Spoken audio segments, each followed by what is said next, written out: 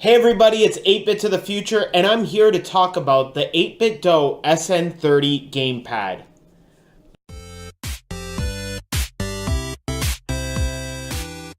That's it right there. I'm here to review it. I was on the market for a Pro controller, but for the non-Pro controller price. A Pro controller currently goes for about $90 Canadian.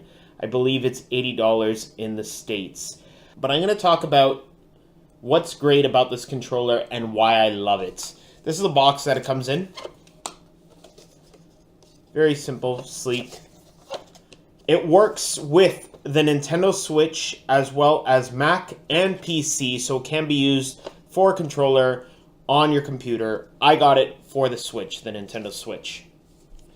Now, right off the bat, you can tell that it looks exactly like an SNES controller, except for the fact that it has the two analog sticks, as well as two more buttons, one that works as the home and one that works as the share button for the Nintendo Switch. There are also two triggers on the top. It feels wonderful, absolutely wonderful in my hands. I do not have big hands, as you can see, so it does work great. One possible con is if you do have bigger hands, this won't feel as great. But the best part is for retro style games. I've been playing a lot of Celeste. Look for a review of that soon on my channel. I don't like that the actual, here is the Joy-Cons and the Joy-Con grip. It doesn't actually have a D-pad, so using the analog sticks isn't as precise. This D-pad is great. It feels just like the original SNES D-pad or the one on the Classic, and it just makes the platforming so much easier. And the actual sticks, the analog sticks, are actually better on this gamepad than it is on the Joy-Cons. They're a little bit, they feel a little bit more sturdy. The ridges above them are a little bit higher, so you get a little bit more grip.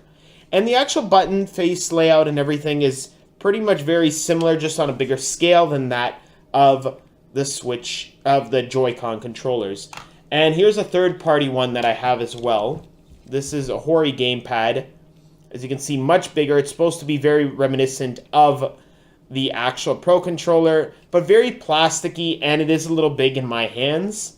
It is great, and it is only $40 Canadian in comparison to $60 Canadian. But for the $60 Canadian, you do get a USB cable in the box, which is included for charging, and this lasts up about 20 hours. It does have rumble.